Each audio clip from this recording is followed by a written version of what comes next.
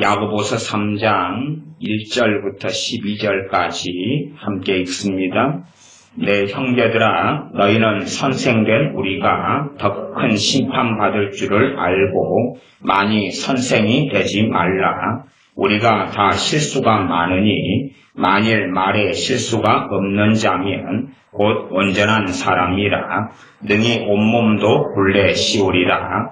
우리가 말을 순종케 하려고 그 입에 채갈 먹여 온몸을 어거하며 또 배를 보라. 그렇게 크고 광풍에 밀려가는 것들을 지극히 작은 키로 사공의 뜻대로 운전하나니 이와 같이 혀도 작은 지체로 돼 큰 것을 자랑하도다.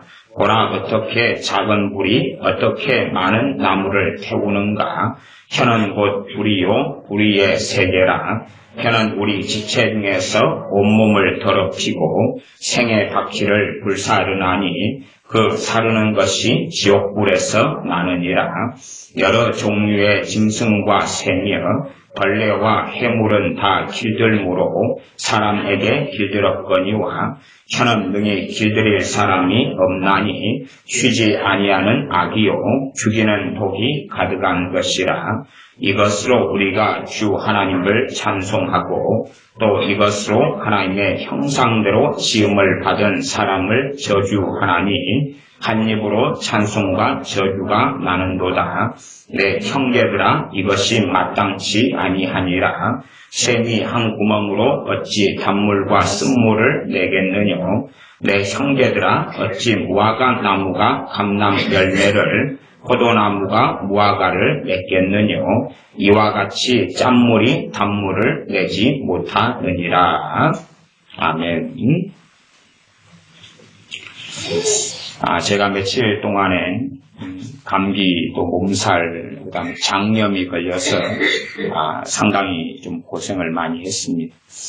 아마 저는 지금까지 병원에 입원해 본 적이 한 번도 없어서 입원 같은 걸 생각도 못했고 또 제가 병원에 가서 링겔을 맞고 이런 것이 지금까지 살아오면서 한 두세 번 이제 입원에 2번을 이틀 연달아서 제가 가서 이제 맞았고 아마 이제 제가 추측하기로는 최근에 들어서 방학 동안 애들과 지내면서 야식을 좀 많이 했어요.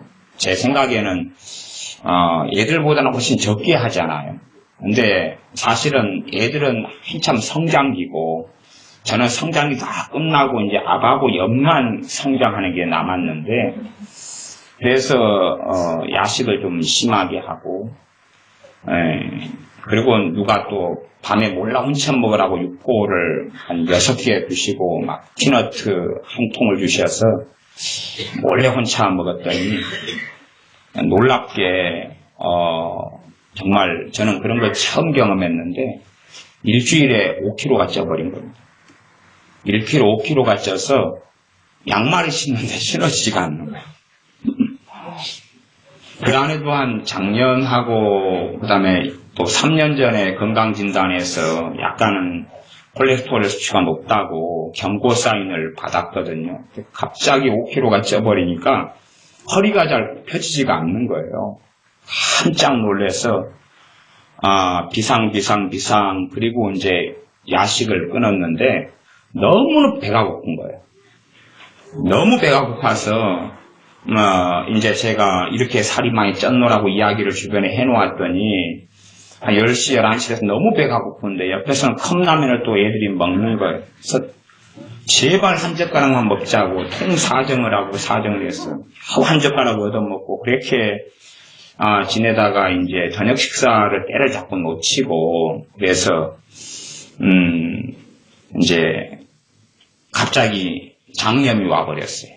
장염이 왔는데 또 운동을 해야 된다는 것 때문에 무리하게 또 운동을 좀 하고 그랬더니 이 불균형, 영양 불균형도 있고 또 과도한 것 그런 것 때문에 이제 수요일 날 오후부터 갑자기 안 아프던 허리가 막 끊어질 듯이 아프기 시작하다가 걷기도 힘들더라고요. 그러다가 예배 마친 다음부터 이제 한 3일 동안 잠을 너무 아파가지고 자지도 못하고 장염을 제가 평생 아파본 적이 아마 없는 것 같아요. 근데 장염이란 게 이런 거구나. 화장실을 갈 때마다 무서운 거예요. 앉아가지고 있는데 배가 너무 아파서 갑자기 기절을 하는 거예요. 잠깐 가만다가 일어나 보니까 화장실이네. 이제 야, 너무 아파서 제가 평생 기절한 적이 한 2번 있었거든요. 2번. 네, 근데 이번에 그런 것을 또 경험하면서 야, 정말 배가 많이 아프구나.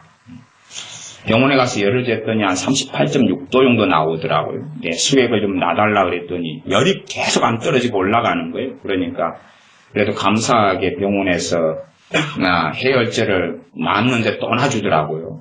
계속 열 떨어지라고. 그 다음에 시원한 머리에 얹는 이런 팩을 갖다가 놓으면서 다시 수액을 맞고, 그리고 이제 다행히 그날 열이 좀 떨어지고, 근데 아직 장염은 이제 지금 안 나와서 이제 밤에 잠이 오는 듯 하다가 안 오고, 안 올 듯 하다가 깜빡 졸면 또 잤다가 2시간 있다 깨고, 그렇게 배가 아직은 아프고 그럽니다. 아마 이제 절제하지 못한 음식을 절제하지 못한 애들은 한참 성장기지만 이제 우리 나이 든 사람들이야 성장할 게 남아있는 게 2군데밖에 없잖아요. 그런데 그래서 과식을 하고 절제하지 못한 것에 대한 대가를 이번에 톡톡하게 좀 지불한 것 같습니다. 그러면서 이제 제가 깨달은 것이 그겁니다. 몸이 너무 아프니까 앉지도 못하고 눕지도 못하고 서지도 못하는 겁니다. 누워도 아프고 잠을 한숨도 자지 못하는 거예요. 너무 아파서 온몸이 쑤시고 팔다리가 쑤셔서 구부리도 못하고 펴지도 못하고 서면은 힘이 없고 앉아도 버틸 힘이 없고, 그렇게 한 3일을 이제 보내면서 너무나 몸이 아프니까 말하기도 힘들잖아요. 아무 말을 안 하고 그냥 이리 굴러가고 저리 굴러가고 앉다가 서다가 눕다가 누워있어도 너무 아프니까 앉으면은 한 5분 있으면 너무 힘들어요. 앉는 게. 그리고 이제 몸이 조금씩 병원에 갔다가 링겔 맞은 다음부터 좀 좋아지기 시작했어. 좋아지니까 이제 입에서 이제 말이 나오기 시작하는데 간섭과 잔소리가 나오기 시작하는 거예요. 제 입에서. 이게 평상시에 저는 저 말의 습관이 과거에 이 언어 때문에 말 때문에 참 많이 기도를 했거든요. 기도를 해서 언어와 말들을 좀 많이 교정하고 또 회개하고 기도하고 그러면서 사실상 많은 부분에서 하나님께서 은혜를 주시고 또 용서해 주시는 분도 있고 부분도 많고, 그래서 변화된 부분도 언어 생활에 참 많이 있거든요. 과거에는 지금보다 훨씬 더 말이 조급하고 또 비판적이고 적대적이고 판단적이고 그렇게 많이 살았어요. 오죽하면은 어떤 사람하고 이 토론이나 논쟁에서 결판을 내지 못하면 밤새워서 고민하며 수첩에다가 메모를 해가지고, 그래서 다음날 만나자마자 그 사람을 붙잡고 물고 늘어져서 어제 못다한 토론을 이어서 계속 하자고. 물론 그 사람은 아무 관심도 없어서 아침밥 먹으러 가는데 그런 사람을 붙잡고 그냥 2시간 하니까 무조건 졌다고. 그럴 정도로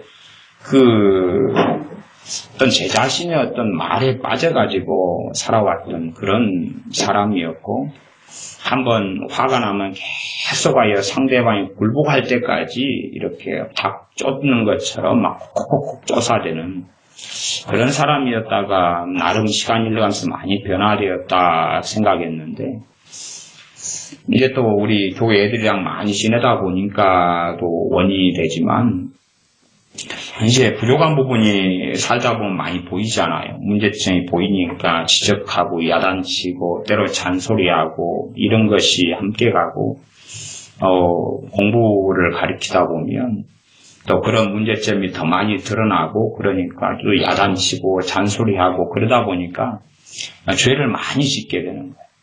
죄를 많이 짓게 되는데도 죄가 어디서 지어지는가를 잘 모르겠는 거예요.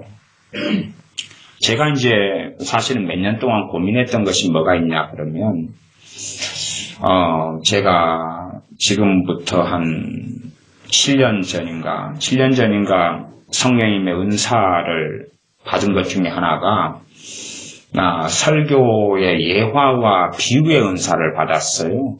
그건 제가 비유학이나 또 예화 이런 거에 대해서 연구를 몇 년 동안 하면서 제가 사용해 왔던 것인데 그런 부분에 대해서 성령 은사가 있는 줄을 상상을 못했지요. 받은 다음에야 은사가 있구나 그러면서 이제 그런 분이 장경동 목사님이나 또 그분들은 이제 예화나 비유나 이런 걸를 통해서 또 음악적 재능과 함께 가면서 또 김문우 목사님이나 이런 분이 계시다는 것을 이제 제가 받은 사람이니까 이해가 되는 거죠.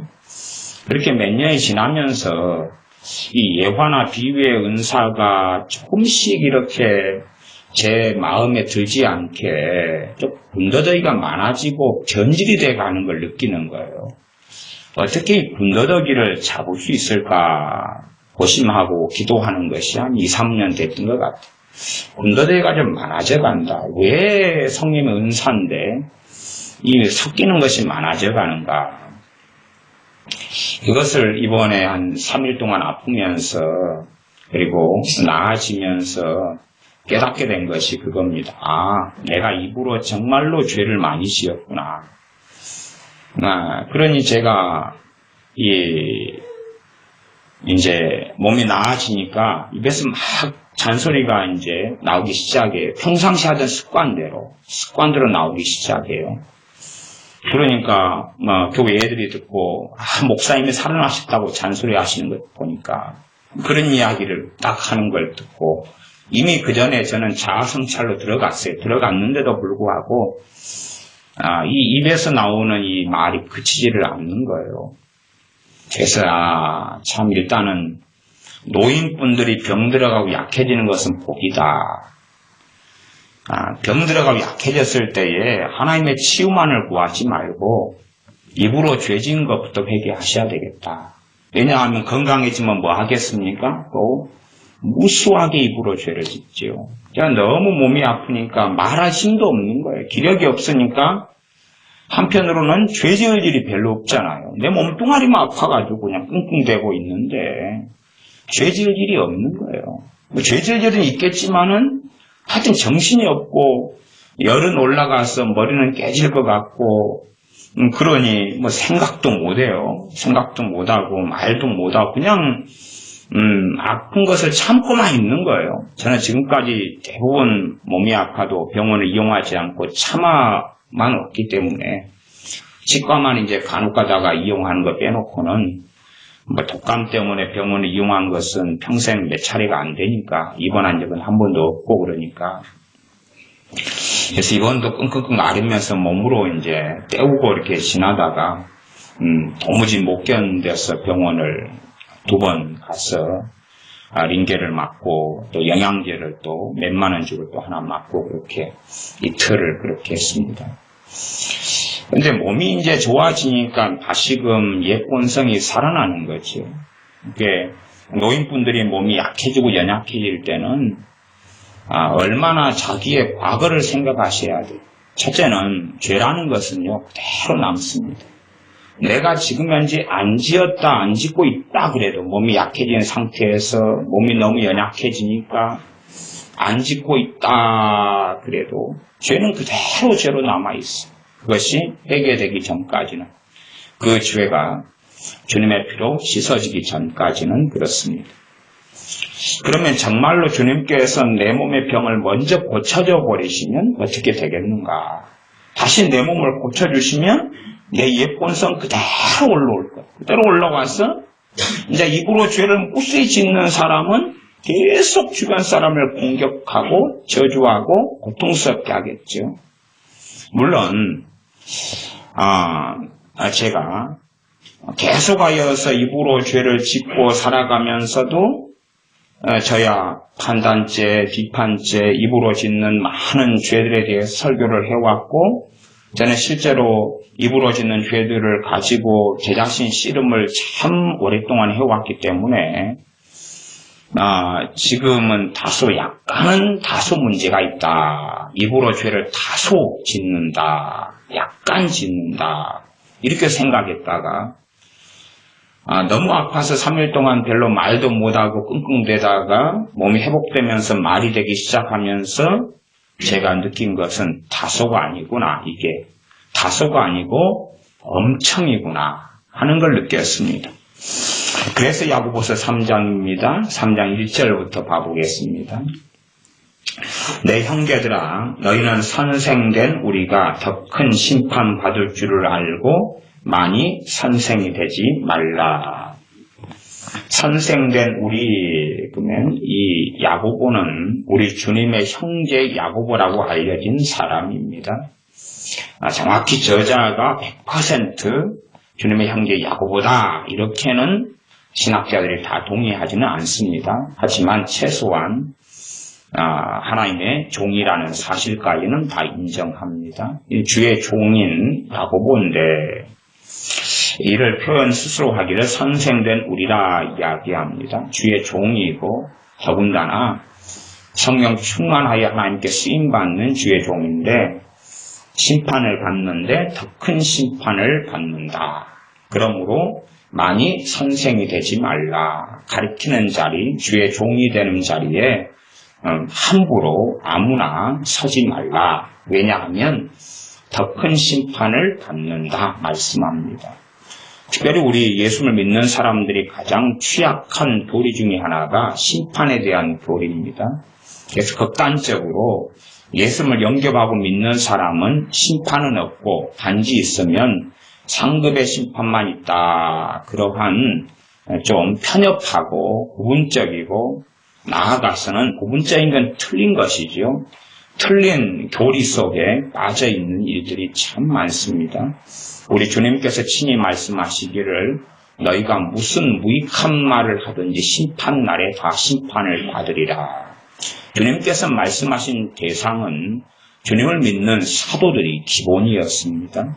주님을 믿는 사도들에게 너희가 무슨 무익한 말을 하든지가 그들에 대한 기본 대상이었어요. 그러지 나를 믿는 사람들은 무슨 말을 하든지 다 괜찮고 나를 안 믿는 사람들만 말한 것 다 일일이 따져서 심판받을 거다 말씀하신 게 아니라 신자 불신자를 막론하고 심판은 동이 똑같은 기준에 의하여 이루어집니다. 물론 주님을 믿는 사람, 주님께서 아시는 자들은 그 결국은 영원한 아버지의 나라 천국에 들어갑니다. 최소한 제가 여러분의 이해를 돕기 위하여 그렇게 설명해 왔습니다. 심판받는 자리, 주님께 심판하시는 그것을 마지막 백보자 심판이라 그럽니다. 주님께서 심판하시는 그 자리는 천국도 아니고 지옥도 아닙니다. 왜냐하면 악한 자는 악인의 부활로, 선한 자는 의인의 부활로 나와서 심판을 같이 받기 때문에 거기에서 대질 신문도 이루어지고 거기에서 모든 일에 대한 것이 다 밝혀지는 자리이기 때문에 그 자리가 심판의 자리입니다. 그러하며 어떤 일이 어떻게까지 되어질런지는 전혀 혹은 아주 조금 정도 외에는 성경이 말씀하시는 것 외에는 우리는 잘 알지 못합니다. 그러나 예수 믿는 사람이 단지 상급의 심판만 있다. 그렇게 해서는 심각한 문제가 있습니다. 고린도전서 같은 경우나 또한 로마서부터 시작해서 예수 믿는 사람들에게 상급의 심판에 대한 이야기가 아니라 동일한 심판에 대한 이야기를 성경은 반복하고 있습니다.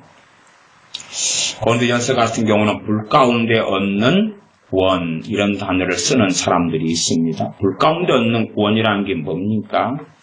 어떤 사람들이 집에서 잠옷을 입고 잠들었는데 그 집에 불이 나고 말았습니다.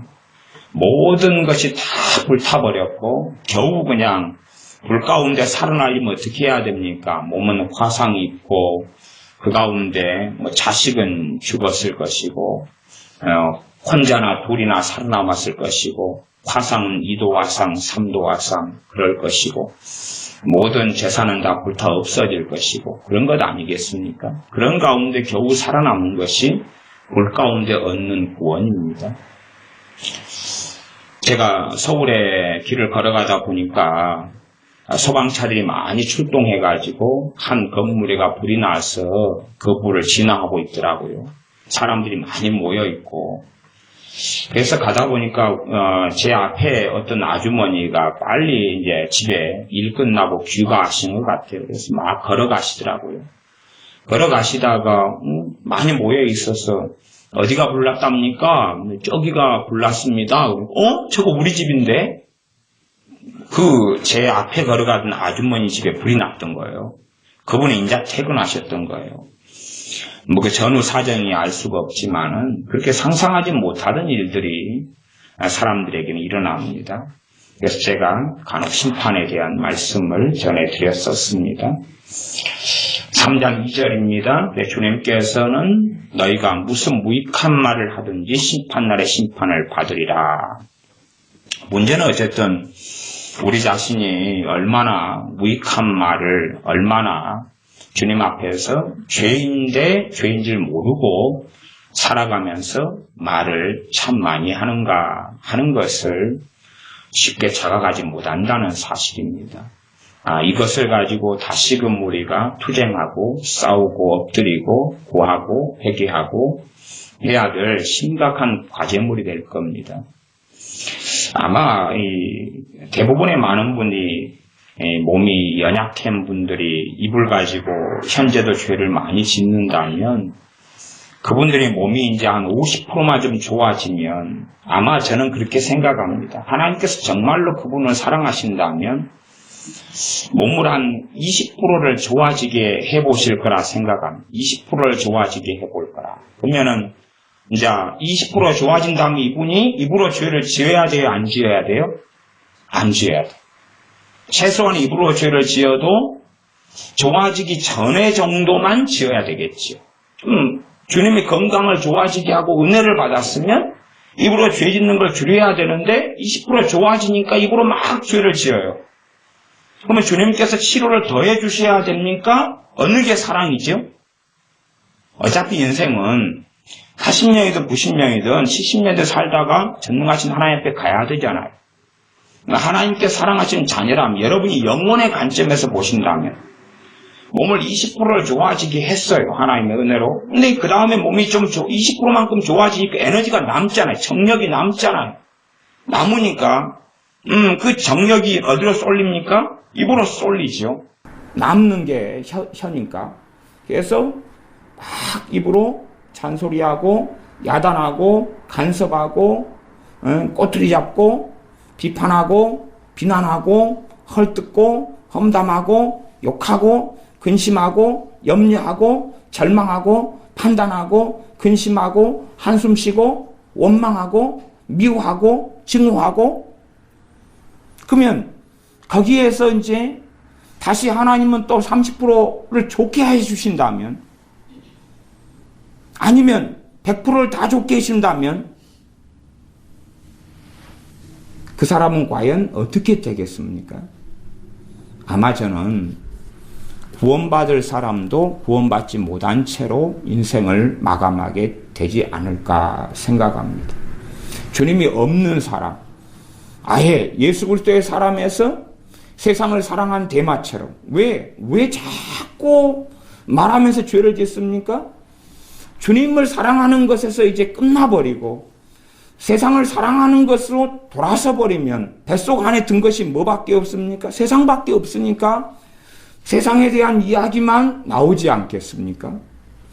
주님을 사랑하면 누구 이야기가 나오죠? 극단적으로 이야기하면 주님 이야기가 나오겠죠. 진리를 사랑하면 진리 이야기가 나오겠죠. 주님을 사랑하면 주님 이야기가 나오고 음악을 사랑하면 음악 이야기가 나오고 어떤 사나기를 만났더니 만나고 헤어질 때까지 산 이야기만 하시더라. 산 이야기만 하다 끝났어. 야, 저분은 참 산을 사랑하는 것 같다. 당연히 산에서 만났으니 그러지요. 산을 사랑하니까. 그런다고 우리가 세상 사람들 안 믿는 사람들 앞에서 우리 주님 이야기를 끝없이 한다 해서 세상 사람들이 변화되거나 혹은 죄를 더 안 짓게 되기보다는 죄를 짓게 되기가 훨씬 쉽습니다. 그러니 안 믿는 사람 앞에서 주님 이야기를 계속 해야 된다는 이야기는 아니지만 최소한은 우리 마음에 주님을 사랑함이 있으면 우리 마음 안에서는 주님 이야기가 맴돌 것이고 주님에 대한 기도가 맴돌 것이고 찬양이 맴돌 것이고 감사가 맴돌 것이고 아버지의 나라를 사모하는 것이 맴돌 것이고 그러나 세상에 대한 것만이 마음에 있다면 세상에 있는 내 자식, 세상에 있는 내 부모, 내 형제, 돈, 직장, 직업, 세상에 대한 염려들 그것이 내 마음을 가득 맴돌 것이고 그것만이 우리의 입을 통해서 튀어나올 것 아닙니까? 내 사랑의 대상이 튀어나오죠. 그 사랑의 대상을 가지고 하나님께 기도하죠. 하나님께서는 하나님과 재물을 겸하여 섬기지 못한다라고 우리 주님을 통하여 말씀하셨습니다. 재물은 세상에 대한 대표성을 가집니다. 하나님과 재물은 우리가 아시다시피 동산, 부동산, 재화, 용역이 다 재물 아닙니까? 그것에 대한 단지 재물 그러니까 현찰, 돈, 수표만 생각하는 사람은 너무 이기적이고 자기 합리화하고 있는 사람입니다. 하나님과 재물을 겸하여 섬기지 못한다 해서 재물은 밭도 되고 논도 되고 땅도 되고 과수원도 되고 산도 되고 짐승도 되고 다 되는 것입니다. 겸하여 섬기지 못한다. 그러나 우리는 그것들을 마음에 두고 살기 때문에 그것들에 누가 손상을 좀 가하게 되면 견디지 못하는 거죠. 어느 집사님이 할머니 집사님이신데 예수님을 부인하셨어요. 부인하셔서 왜 그런가 그랬더니 그분의 이 땅에 그분 밭하고 그 옆집 밭 그 사이에가 이제 두럭이 있잖아요. 두럭이 있는데 그 옆집 사람이 꼭 그 두럭에다가 쓰레기를 태우는 거예요. 쓰레기를 태우니까 그 영향을 자기 밭 끄트머리가 받아가지고 그쪽에는 콩을 심어도 콩이 안 되는 거예요. 호박을 심으면 안 돼. 호박을 태우면서 호박 줄기를 좀 태워버리는 거예요. 기분이 나빠요? 좋아요? 나쁘지요. 그걸 하지 말라고. 왜 당신이 그 두럭이 네 거냐고. 측량해버린다고. 측량하는 비용 꽤 들지요. 말만 협박을 해놓고 측량은 채 못해. 분명히 그 두럭이 저 사람 거하고 내 거하고 물려있든지 그잖아요. 그 두럭이 1m도 안 될 거 아닙니까? 해봐야 60cm나 되겠죠. 50cm나. 그 밭과 밭 사이에 땅이 분명히 측량하면 누구 땅인가 판명이 나겠죠.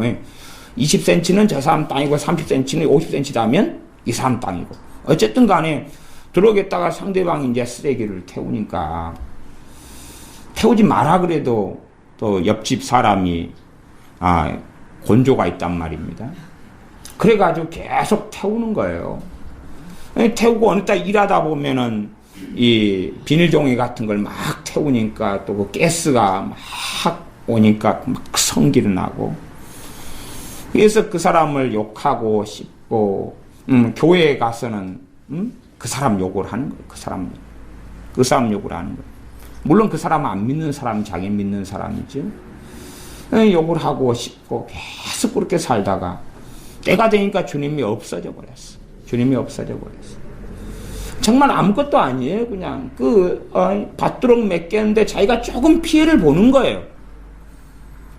결국 그 사람은 그 할머니 집사님은 이제는 하나님과 재물을 겸하여 섬길 수 없다 그랬는데 그 밭두럭 조금 있는 그것 때문에 거기에 쓰레기 태우는 것 때문에 참 아무것도 아니게 보이죠. 죄라는 것은 사소하게 보이는 아무것도 아닌 것이 영혼에 심각한 해를 가져올 때가 많습니다.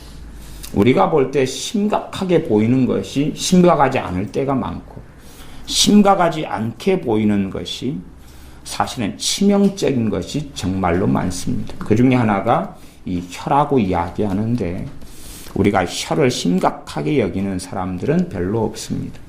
그만큼 야고보서 3장은 정말 심각한 이야기를 하는데, 저나 또 여러분이 얼마나 심각하게 함께 들을 수 있을런지 모르겠습니다. 2절입니다.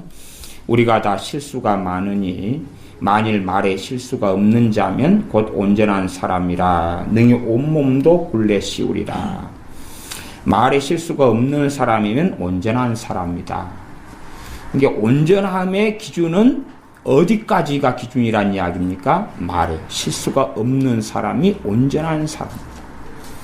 이게 어떤 사람이 아무리 온전하다 할지라도 말에 실수가 있다면 그 사람은 온전한 사람이 아니다 라는 이야기입니다. 3절 우리가 말을 여기는 말 호스 히히힝 하는 그렇게 우는가요? 히히힝 그렇게 우는가요? 그런 말입니다. 그래서 우리로 하면은 소에다가 콧대를 끼는 것처럼 말에다가 재갈을 먹여가지고 이랴 하고 타고 다닙니다.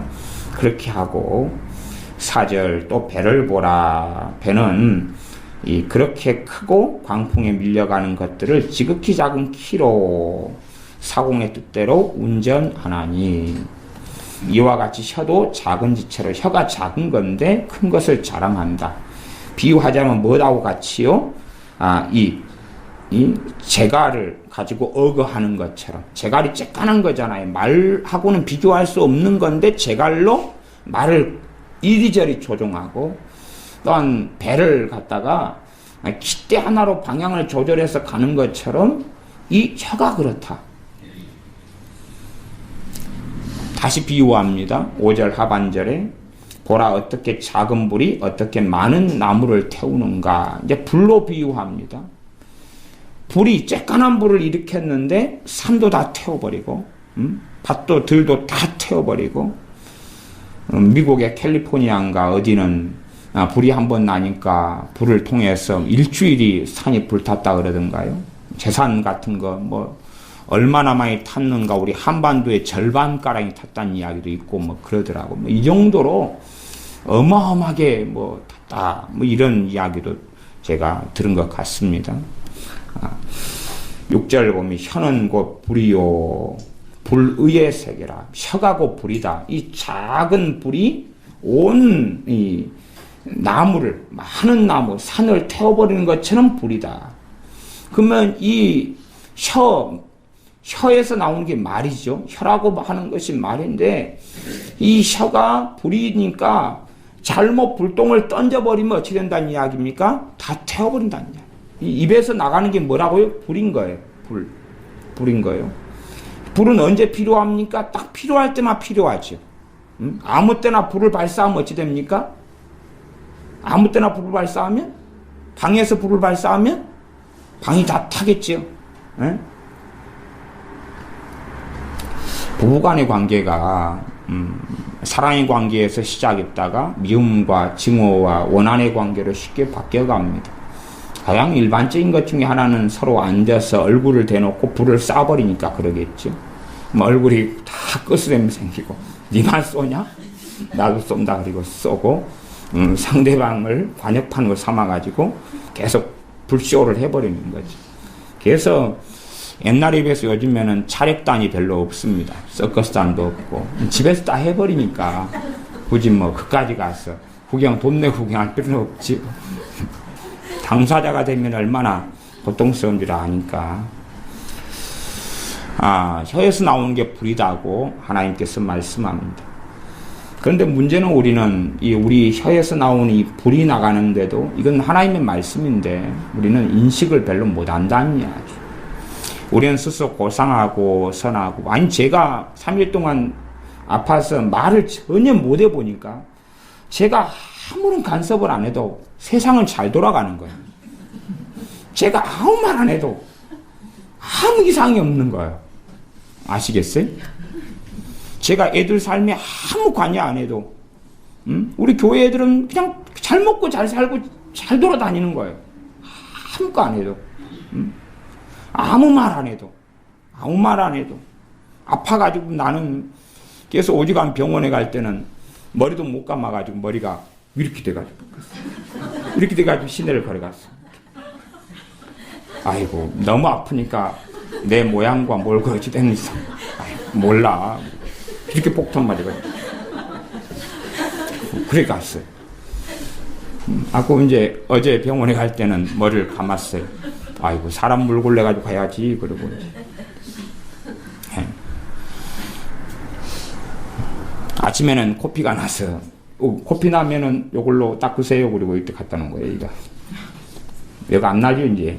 아이고 멀미가 자꾸 멀미가 아니라 현기증이 자꾸 나서 정말 내 몸이 힘이 약하고 없으니까 이제 혀가 지가 기능을 안 해요.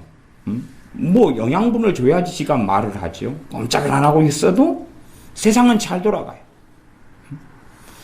우리가 한 번쯤은 수도를 좀 해볼 필요가 있는 것 같아요.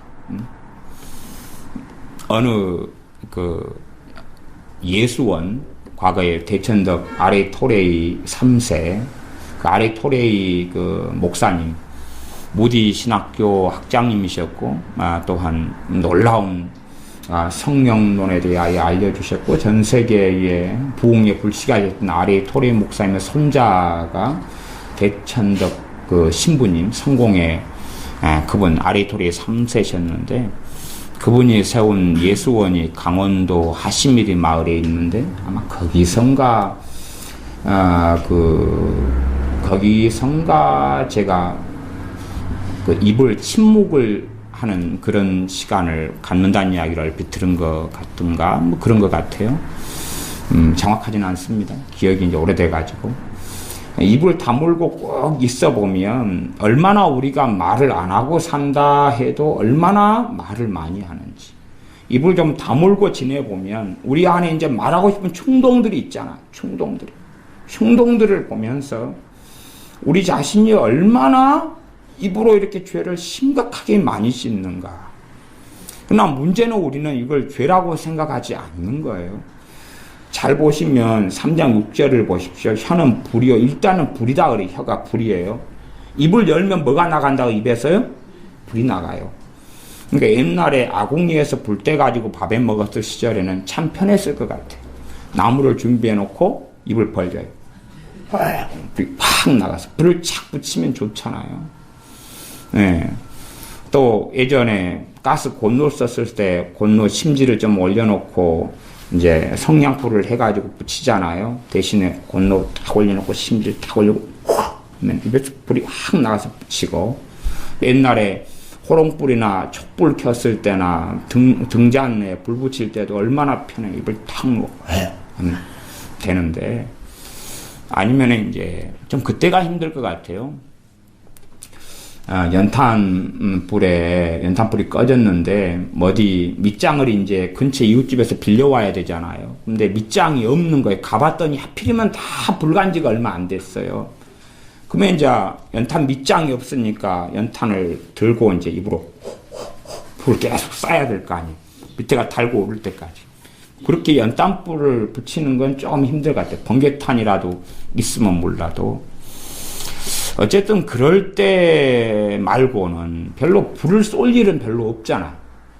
불을 쏠 일은 별로 없어.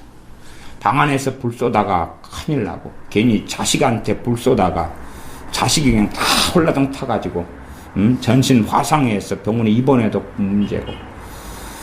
혀가 곧 불이다고 이야기. 불 파이어다고 이야기하고 두 번째는 불의의 세계라. 불의는 악이다 그 말입니다. 죄악이란 이야기. 불의는 의가 아니다. 불의. 죄란 이야기입니다. 죄고 죄악이란 이야기. 이게 불의다. 혀가 말하는 세계가 무슨 의의 세계가 아닙니다. 거룩함의 세계가 아니라 공의의 세계가 아니라 사랑과 자비의 세계가 아니라 불의의 세계예요. 그러니 여기서는 까딱 잘못이 아니라 아예 죄를 짓는 세계 속에서 혀는 살아가는 거예요. 그냥. 혀는 우리 지체 중에서 온몸을 더럽힌다. 무엇이 온몸을 더럽힌다고요? 혀가 온몸을 더럽힌다. 혀가 온몸을 더럽힌다. 우리 지체, 몸에 있는 많은 것 중에서 혀가 온몸을 더럽힌다. 그러면 온몸이 더러워져요. 온몸이 더러워지면 봐보십시오. 온몸이 더러워졌어요. 그러면 이 건강 부분에 사단의 공격을 받기 쉬워요, 어려워요? 쉽다는 걸 아시겠죠? 왜 사람 몸이 병이 들고 많이 아프느냐 그러면 그 첫째 이유로 이 3장 6절을 꼽는다면 혀입니다. 혀입니다. 왜? 온몸을 더럽혀 버렸으니까. 몸이 아파야 돼요, 안 아파야 돼요? 아파야지 정상이에요. 온몸이 더럽잖아. 더럽잖아. 온몸이 더러우면 세균들이 누구하고 맞아요? 아, 우리하고 친하겠네. 우리 세균도 달라붙고 마귀도 악한 영들도 누구하고 맞아요? 더러운 영들이 그렇게 성경에 나왔던 것처럼 더러운 영들은 더러우니까 같이 맞는 거예요. 같이 맞아요. 응? 혀는 우리 지체 중에서 온몸을 더럽힌다. 내 입에서 나오는 것이 첫째는 무엇을 더럽힙니까? 내 자신을 다 더럽혀. 내 자신을 더럽혀. 더럽히니까 이제 병 들어가는 거죠. 병 들어가요. 그리고 이제 말을 안 하면 거꾸로 착각합니다. 그 모든 죄가 사라진 것처럼, 선량한 것처럼, 아무 문제가 없는 것처럼. 그러나 팔팔하게 살아난다면, 그래서 저는 특별히 하나님의 은혜가 주어질 때는 그 몸을 조금 회복시켜 주신다고 생각해요. 조금 회복시켜 주시면 그 사람이 정상인이라면 자기가 회복되지 않았을 때하고 좀 회복될 때하고 차이에서 극명하게 제일 먼저 차이 나는 게 뭐겠어요? 제가 극명하게 느낀 것은 제 혀입니다. 저는 3일 동안에 제가 아프고 그 다음에 좀 살아나면서 제일 먼저 제 입에서 나오는 게 잔소리더라고요. 이제 간섭을 시작하는 거예요. 간섭을 시작하는 거예요. 그러니 극명하게 차이가 혀예요. 문제는 이걸 깨닫지 못하고 알지 못하면서 다시 죄를 강화해 나가면서 온몸을 더럽혀 간다면, 하나님이 정말로 그를 사랑하신다면 그를 질병의 상태 속에 계속 두실 거라고 저는 믿습니다. 저는 그게 사랑이라고 믿거든요. 그게 하나님의 사랑이라고 믿어요. 어떤 사람이 너무 건강해지면 주님을 떠나고 세상으로 간다면 그를 건강케 놔둘 수가 없지요. 고린도후서에 보면 물론 대부분의 질병은 치유돼야 됩니다. 대부분의 질병은 치유돼야 돼요. 고린도후서에 보면 사도 바울에게 육체의 가시 사단의 사자를 주셨는데 그것이 떠나가기를 사도 바울은 간절히 3번을 기도했는데 주님께서는 내 은혜가 너에게 족하다. 사도 바울이 자고하지 않게 하시려고, 교만하지 않게 하시려고 그 육체의 가시를 주셨다. 사단의 사자를 주셨다. 왜? 몸이 아프니까 교만함을 멈추거든요. 교만함을 멈춰요. 갈라디아서 같은 경우는 사도 바울이 얼마나 이 눈 때문에 고통을 많이 했는지를 성경이 잠깐 언급합니다. 그래서 너희가 심지어는 할 수만 있으면 너희 눈이라도 내게 빼어 주었을 것이다. 그 말은 사도 바울이 눈 때문에 너무 고통스러워하니까 사도 바울을 통하여 전도를 받고 복음을 들은 갈라디아 교회 교인들이 그 간절한 그 감사와 주님에 대한 사랑 때문에 사도 바울을 또한 사랑하여서 내 눈이라도 좀 가져갈 수 있으면 좀 가져가시오 하는 사랑이었다 그 말입니다. 그만큼 사도 바울이 안질 눈 때문에 갈라디아 지역에 복음을 전할 때 고통스러워했다는 이야기입니다. 물론 뭐 사역에 계속 마지막까지도 그랬다는 이야기는 아닙니다. 그런 것처럼 어느 때의 질병들은 하나님의 섭리로 인하여 우리가 감당해야 될 때가 있습니다. 그러나 이 질병의 치유는 하나님 편에서 보라는 누구에게 달린 문제냐 하면 우리에게 달린 문제라 그 말이에요. 우리에게 달린 문제죠. 우리가 이 혀로 온몸을 더럽히는 걸 반복한다면, 그렇다면 혀를 안 쓰려면, 몸이 약해지면 혀를 안 쓰죠. 몸이 약해지고 병 들어가면 혀를 안 쓰죠. 내가 빨빨 그러고 돌아다니면서 이 집에 가서 쓸데없는 이야기, 너희가 무슨 무익한 말을 하든지, 심판날에 심판을 받으라 쓸데없는 무익한 말을 하고, 이 집에 가서 쓸데없는 무익한 말을 하고, 옆집에 가서 쓸데없는 무익한 말을 하고 계속하고 살아간다면 관절이 좋을 리는 없겠죠. 지팡이 짚고 다녀야 되고 잘 걷지 못해야 되겠죠. 당연한 이야기겠죠. 거기에서 팔팔 더 다닌다면 두 집 가서 막 쓸데없는 이야기, 맞장치고 세상 이야기, 우상숭배 이야기, 점하는 이야기, 구다는 이야기 듣고 맞아 그래 하고 아무 주님과 상관없는 죄 가운데 살아가는 삶을 살다가 두 다리가 멀쩡해지니까 이제 10집을 다니면서 온갖 죄를 다 짓고, 어떤 할머니가 몸이 아주 안 좋으셨는데, 몸이 아주 안 좋으셔가지고 자식들의 부양을 잘 받다가 몸이 좋아지니까 형제들이 완전히 의가상에서 갈라져 버렸어. 5남매가. 네, 할머니가 너무 몸이 아파가지고 한 2년을 아팠는데 5남매가 돌아가면서 할머니 시중을 들었단 말이에요. 너무 몸이 아프니까 거의 누워 있었어요. 누워 있다 보니까 이제 5남매가 이런 이야기 저런 이야기 막 하잖아요. 또 형제들이 5남매가 살다 보면 서로 간에 험담을 합니까 안 합니까? 하지요. 몸이 아프니까 이걸 2년 동안 들었어요. 몸이 아프니까 자기 몸도 아프니까 아무 생각 없지요. 몸이 좋아졌어요.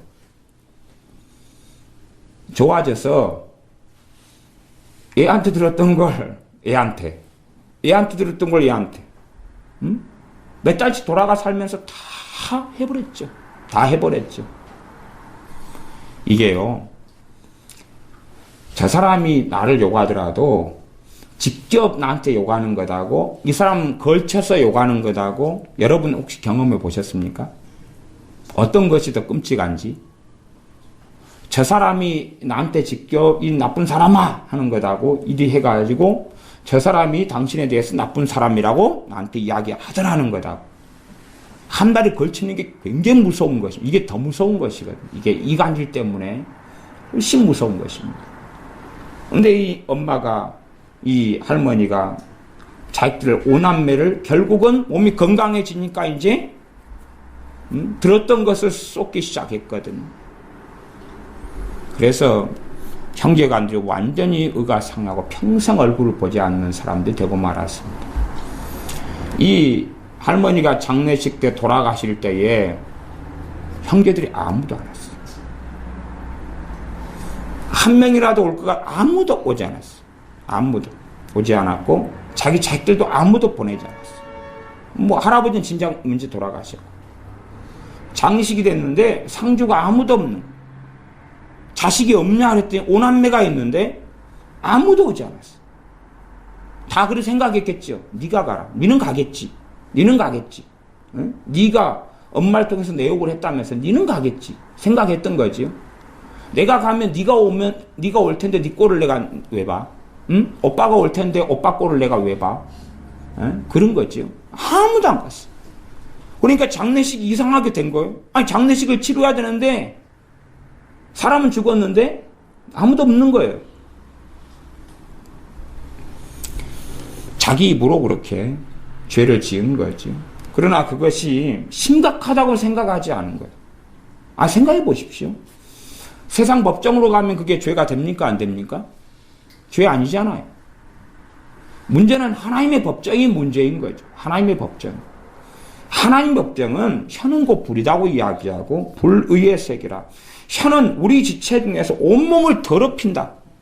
그 다음에 생의 바퀴를 불사르나니. 생의 바퀴가 뭡니까? 생의 바퀴는 한 바퀴죠. 온 인생을 이야기합니다. 온 인생을 혀가 뭐 한다고요? 불살라버린다. 온 인생을 내 혀가 불살라버린다. 그러니 이 말 많은 사람들은 그 말 많은 걸 정리하지 않으면 저주입니다. 저주와 재앙을 초래해야 합니다. 첫째 재앙은 자식들에게 저주와 재앙을 초래해야 합니다. 저주와 재앙을 자식들에게 초래해야죠. 아니, 내가 말 많은 엄마고 아빠예요. 자식들이 5명이에요. 불을 계속 쐈어요. 자식들이 살아남으려면 방화복 입고, 소화기 양손 하나씩 끼고, 엄마 아빠가 불 쏘면 바로 소화기 켜가지고 칙 진화하고, 자기 몸에 불 붙으면 칙 끄고, 그 다음에 머리는 탈 것이 없도록 그냥 100% 밀어버리고, 거기에다가 그냥 뭐 수영모라도 하나 쓰고, 아니면 철모라도 쓰고, 그래야 될 거 아니에요? 그래야 되는데 맨날 불을 쏴버리는데, 차력사도 아니고, 자식들이 그래가지고 20년 동안 엄마 아빠 품에서 살았어요. 20년 동안 불을 맞으면서. 그러면 저주를 받았겠어요? 단련이 됐겠어요? 연단이 됐을 것 같아요? 저주를 받았을까요? 저주라는 것은 세상적이고 샤머니즘적인 개념의 저주가 아닙니다. 심각한 정서적인 문제, 심각한 감정적인 문제, 심각한 잘못된 왜곡된 경험과 각인된 상처의 문제 등을 이야기하는 것입니다. 그게 저주인 거예요. 그렇지 뭐 나중에 벌어질 저주다 이런 부분에서 개념이 아니라 그렇게 혀를 잘 못 사용하는 부모가 있으면 자녀들은 재앙 속에서 살아가게 됩니다. 캄보디아는 어린아이들, 갓난아이들의 이 에이즈 환자 아이가 6,000명 정도 됩니다. 왜 6,000명이냐 그러면 부모를 통한 감염이에요. 부모를 통한 감염. 그러면 조그만 아이들이 무슨 죄가 있어서 에이즈로 태어나가지고 그 약을 받고 약도 대부분 쓰지는 못하죠. 그렇게 해서 비참하게 아이들이 고통받으며 죽어가야 됩니까? 누구 죄 때문에요? 그 아이들이 도대체가 뭐 원죄로 인하여서 태어난 건 맞지만은 도대체 누구 때문입니까? 부모가 그렇게 해서 그게 흘러내려오는 거죠. 부모가 에이즈에 감염돼가 자식한테 넘겨버린 거지. 그러니 자식이 그래서 인터뷰를 하는 걸 보니까 당신 자식은 에이즈인지 아냐고 모른다고. 모르죠. 왜 약 맞는지 왜 병원에 있는지 아이는 몰라요.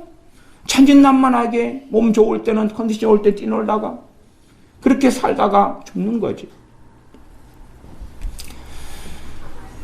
이 혀를 조절하지 못하는 사람 자녀들한테 재앙을 퍼줍니다. 그리고도 자녀가 잘 되기를 바라지. 그러나 혀는 생애 받기를 온 인생을 불살라 버립니다. 우리의 인생도 불살라 버리고 우리의 가족의 인생도 불살라 버리고 다 불살라 버립니다. 혀는 우리를 더럽게 만듭니다. 온몸을 더럽게 만든다. 이 정도로 하나님께서는 심각한 경고, 단지 경고가 아니라 이 성경은 경고만이 아니라 진리를 전달하고 계신 겁니다. 진리를. 그러나 세상 사람들은 이걸 듣지 못한다 그래도 우리 예수를 믿는 우리들은 이걸 듣고 인식을 해야 됩니다. 인식하려면 필요한 것 중에 하나가 침묵하면서 최대한 말을 절제해 보면서 어느 때가 되면 우리가 해왔던 습관대로 말하는 이런 것이 나올 거 아니에요. 말하는 것이. 저희 설교자들은 간혹 어떤 훈련도 하냐 그러면요. 우리가 하는 설교를 녹음을 합니다. 그래가지고 녹음된 것을 이렇게 적어가지고 분석을 해요. 특별히 이제 원고를 보면서 그대로 읽는 경우는 안 그러지만 그렇지 않는 경우 간략하게 이 중심되는 내용을 적어가지고 설교하는 경우 같은 경우는 더 그렇습니다. 분석을 하면서 우리의 말 가운데 얼마나 비논리적으로 말하는가, 얼마나 쓸데없는 군더더기가 많은가 이런 것을 확인을 합니다. 또 대표기도 같은 경우도 우리의 보통 하는 기도 같은 경우도 녹음을 해가지고 틀어보고 써보면 예를 들어서 뭐 한 2분의 기도인데 아버지 하나님만 12번 나오고 오 주여만 7번 뭐 그런 식으로 상투적인 말들이 굉장히 많이 나오고 그런 것처럼 우리들이 하는 언어 생활을 우리가 녹음을 해가지고 들어본다면 녹음한 것을 써가지고 기록해 본다면 최소한은 우리 자신의 혀의 심각성을 얼마간 우리는 경험하게 됩니다. 우리는 무관심하죠. 우리에게 너무 몸에 익숙하니까 너무 우리에게 체화되어 있고 익숙하고 습관적이니까 우리 자신의 혀가 얼마나 불의의 세계인지 주님께서는 너희가 죄가 없다 하며 너희의 죄가 아직 그대로 있도다 하는 말씀처럼 우리의 혀가 얼마나 불의의 세계인가를 우리가 깨닫고 알고 자각할 때부터 우리의 혀는 하나님의 은혜로 깨끗해져 갈 수 있습니다. 얼마나 심각하게 느끼고 느끼면 느낄수록 죄를 깨끗하게 하시는 분, 사하시는 분은 우리 주님밖에는 계시지 않습니다. 죄를 용서하는 권세는 주님만이 가지고 계시죠.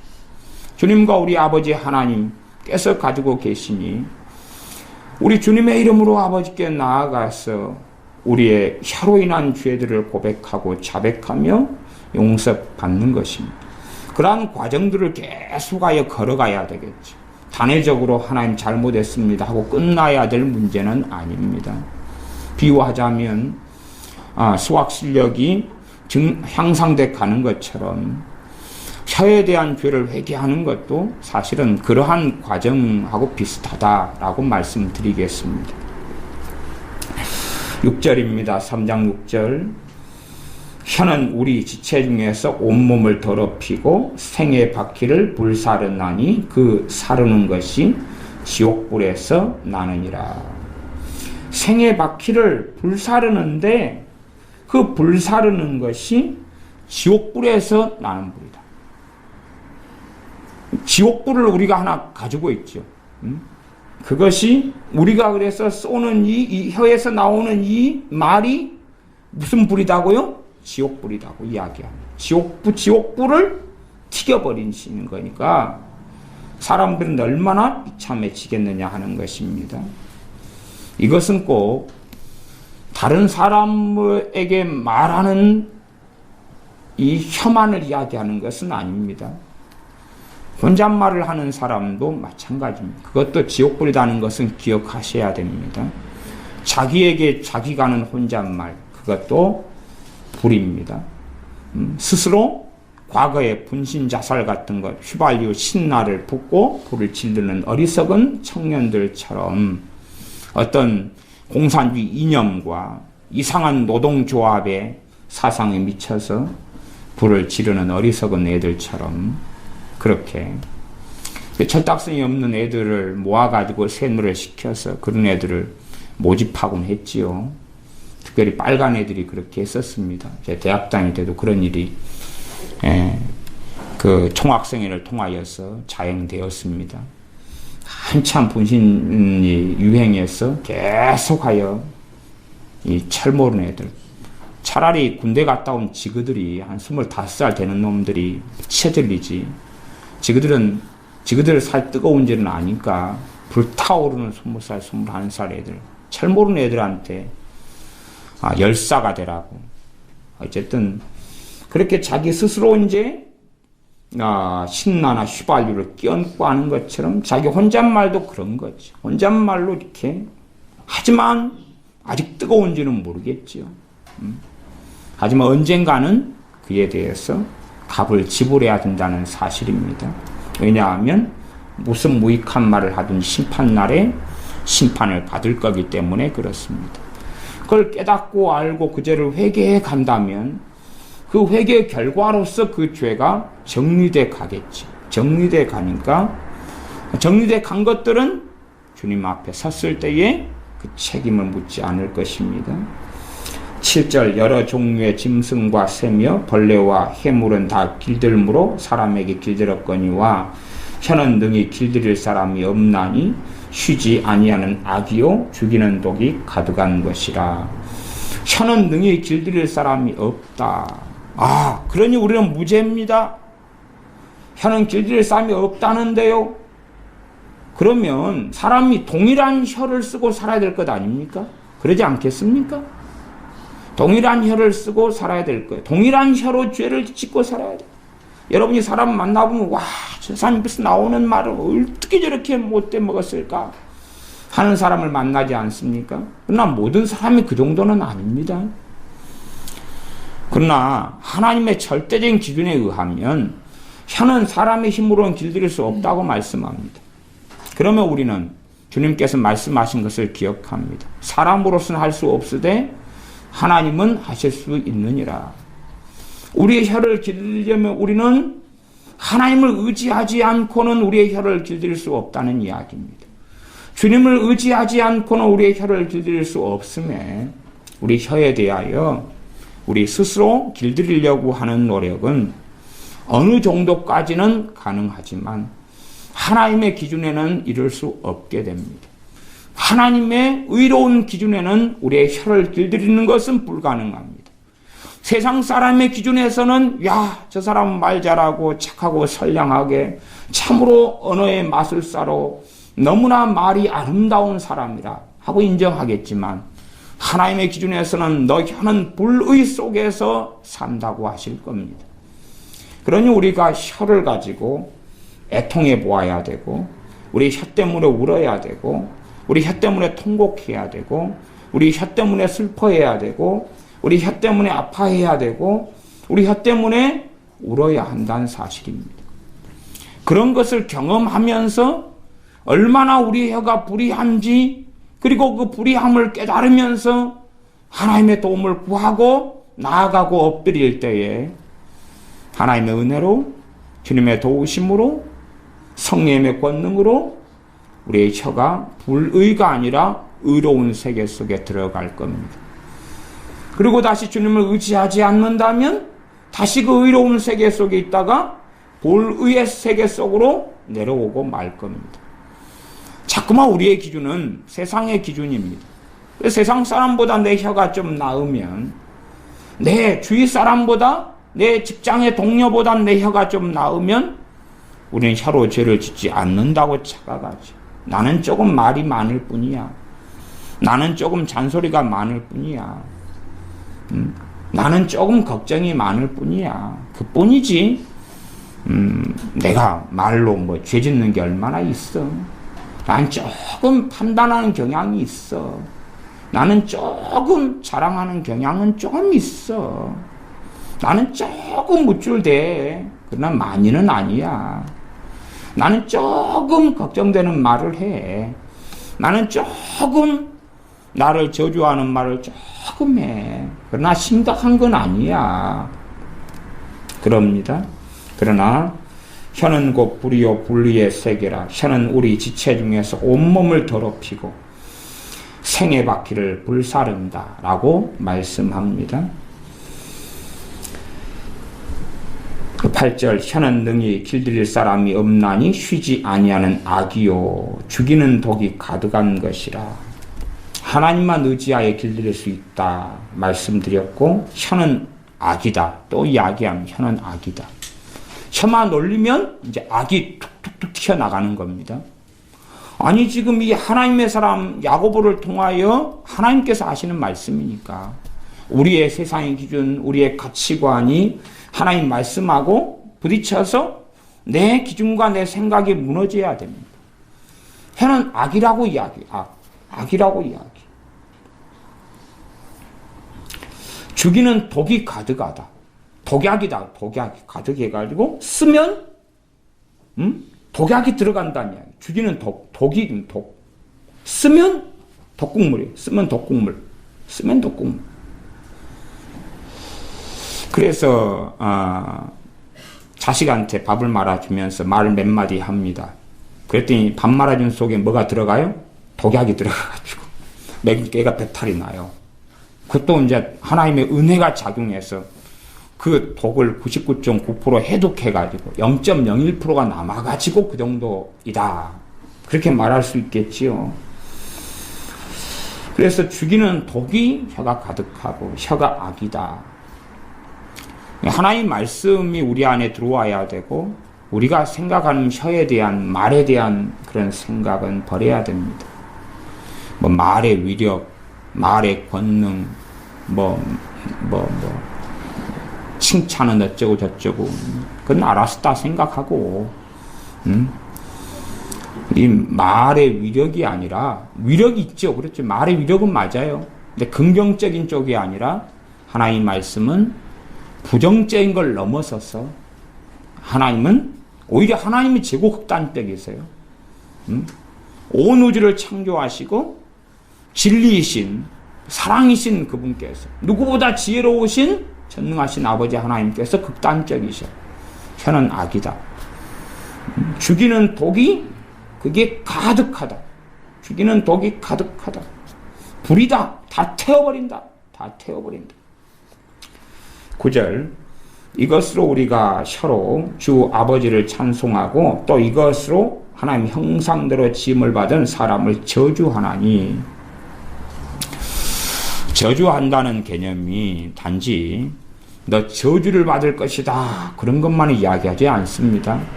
그 사람을 원망하는 말, 증오하는 말, 미워하는 말, 판단하는 말, 시기하는 말, 질투하는 말 이걸 포괄적으로 하는 이야기입니다. 그게 다 저주에 포함됩니다. 그 사람을 이간질하는 말, 정죄하는 말, 비판하는 말, 비난하는 말 전부 다 저주에 포함됩니다. 그렇지 대놓고 문자적으로 야, 저 사람 너 인생에 저주가 있을 것이다 그것을 이야기하는 것만은 아닙니다. 마찬가지로 하나님을 찬송하는 것도 찬양하고 노래 부르고 멜로디가 있고 가사가 있고 리듬이 있는 것만이 찬송을 하는 게 아니라 그 말이에요. 찬송의 개념이 폭넓은 것처럼 저주의 개념도 포괄적입니다. 10절 한 입으로 찬송과 저주가 나는도다. 내 형제들아 이것이 마땅치 아니하니라. 내 형제들아 그런 예수 믿는 사람들이 찬송과 저주를 낸다 그 말이잖아요. 그러니까 우리 믿는 사람들이 얼마나 혀로 죄를 많이 짓느냐 그 말입니다. 그 완전 성화 구원론 같이 사람들이 꼭 예수 영접하고 거듭나면 행동과 삶도 전부 다 거듭나는 사람이 돼야 맞다 이런 극단적인 주장을 하는데 그건 신학적으로 틀리고 오류가 있습니다. 또 완전 성화되면 구원받는다 하는 극단적인 것도 상당히 문제가 있습니다. 자, 그것의 문제점은 자주 지적해 왔습니다. 이 혀로 죄를 계속 짓기 때문에 그러나 형제들아 그렇지 이제 너희는 마귀의 자식이다 그런 게 아니에요. 하나님의 자녀들인 이 형제들이 한 입으로 찬송과 저주를 내고 살아가는 거예요. 이 혀로 죄를 계속 짓고 살아가는 것입니다. 그것을 해결하도록 말씀하고 있는 거예요. 근데 책망을 하는 거예요. 이게 틀렸다고 이야기하는 것입니다. 이것이 마땅치 않다. 정상이 아니다. 우리가 예수를 믿지 않는 사람들이고 입으로 죄를 짓고만 산다면 정상이다. 그 말이. 그 면에서는. 마귀의 자식이니까. 그러나 하나님의 자녀가 된 다음에는 이제 정상이 아니게 되었다. 그 말입니다. 11절 샘이 한 구멍으로 어찌 단물과 쓴물을 내겠느뇨. 내 형제들아 어찌 무화과 나무가 감람 열매를 포도나무가 무화과를 맺겠느뇨. 이와 같이 짠물이 단물을 내지 못하느니라. 그러면서 이제 13절부터 17절까지도 계속하여 이 혀, 말에 대한 이야기를 하고 있습니다. 연속선상이 있습니다. 14절을 볼까요? 그러나 너희 속에 독한 시기와 다툼이 있으면 자랑하지 말라.